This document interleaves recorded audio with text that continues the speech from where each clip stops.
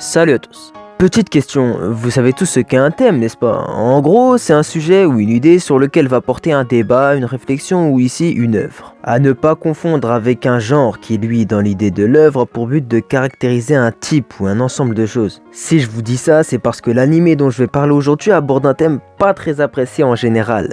Le harem. Mais attention, pas n'importe quel harem, car il s'agit tout simplement de mon harem préféré. Et si j'ai décidé de le présenter et non de l'analyser, c'est parce que je trouverais dommage de spoiler l'œuvre à ceux qui ne l'ont pas encore vue. Enfin, assez parlé, c'est parti. Kami no Mizo Chiro Sekai, ou que sa volonté soit faite, est à la base un manga de Tamiki Wakaki, sorti en 2008 et terminé en avril 2014. Le manga a par la suite eu le droit à une adaptation en animé de 3 saisons sorties en 2010, 2011 et 2013, qui nous fait un total de 36 épisodes. L'animé a été réalisé par le studio Manglobe, un studio qui a fait des œuvres pas trop mal comme Samurai Champloo, Samurai Flamenco, Carnival ou encore plus récemment Gangsta. Mais malheureusement en 2015 le studio a lancé une procédure de faillite, donc si vous espériez une suite à certains de vos animés favoris, gomenasai. Mais ça n'empêche que Kami no Mizo Chiro Sekai, ça ils l'ont bien fait, donc je peux vous en parler. Résumé rapide. Katsuragi Keima est un otaku expert en jeux de drague ou eroge. En effet, il a réussi à gérer plus de 1000 filles avec sa PSP, ce qui lui vaudra au passage le magnifique surnom de Jet-Tomber.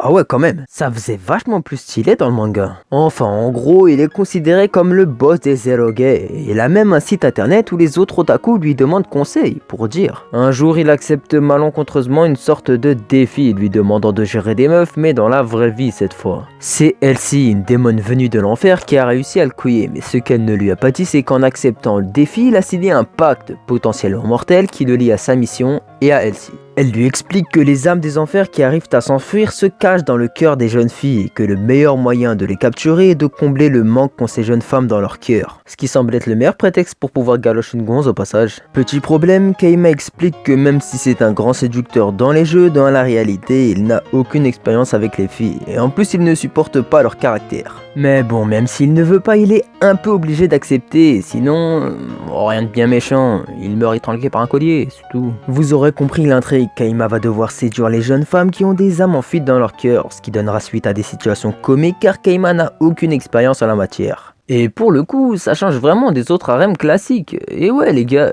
quand on regarde bien, on a quoi d'habitude? Dans 90% des cas, un gars normal va attirer toutes les meufs juste parce qu'il est gentil. Sérieux, c'est juste une facilité scénaristique ça, pour rajouter des personnages féminins tous plus clichés les uns que les autres. Et personnellement, c'est ça le problème que j'ai avec ce genre d'animés qui font passer le scénario après le harem. Et le pire, c'est que des animés comme ça, mais vous en avez à la pelle aujourd'hui. Sekirei, Camphor, Makenki, Infinite Stratos, Rosario plus Vampire, Campion, Turabru. Et ça, c'est que la partie immergée de l'iceberg. Il y en a des dizaines, voire une bonne centaine. Et moi, j'en ai marre que des animés aussi pourris avec un minimum de développement scénaristique récoltent une notoriété clairement pas méritée. Et pour en revenir à Kami no Mi, si je l'affectionne tout particulièrement, c'est tout simplement parce qu'il est ce que tous les harems auraient dû être. Qu'on soit bien clair, le harem n'est pas un mauvais thème, il n'y a tout simplement pas de mauvais thème, mais juste une bonne manière de les aborder. Kami no Mi, il a bien compris ça. Ici, Keima va devoir séduire la fille, c'est dans ce qu'il a appris dans ses jeux. Déjà, c'est le protagoniste qui va vers la fille, pas l'inverse. De plus, le but du héros est de la séduire, l'anime s'assume complètement dans ce qu'il est, il va pas aller nous inventer une histoire de vampire ou de démon pour au final nous montrer des boobs.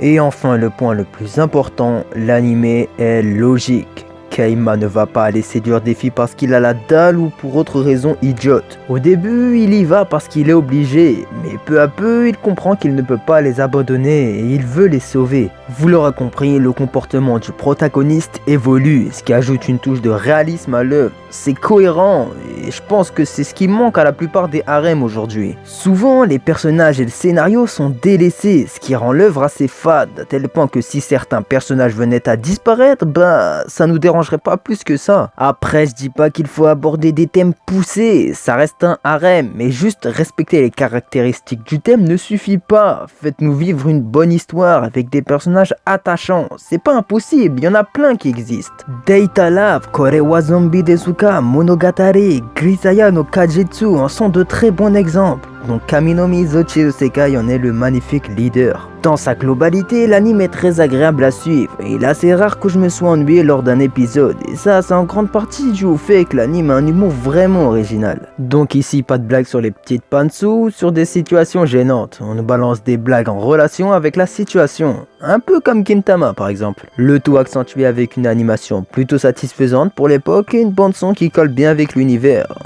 ce qui nous donne un bon 15 sur 20 sur l'échelle d'Hunter x Hunter. Je vous conseille vraiment d'aller le voir, il est facilement trouvable et pour ceux que ça intéresse, une VF pas trop mauvaise est disponible. Voilà, c'est fini pour aujourd'hui. J'espère que la vidéo vous aura plu les gars. Si vous voulez, vous pouvez même me proposer dans les commentaires un autre animé à analyser ou à présenter. Comme d'habitude, je t'invite à liker la vidéo, à la commenter, à la partager, à t'abonner, à distribuer des tracts et pourquoi pas venir me voir à la Paris Manga ce week-end. J'y serai. Bonne chance pour me trouver. Allez, à la prochaine pour une vidéo du même genre ou pas. Qui sait.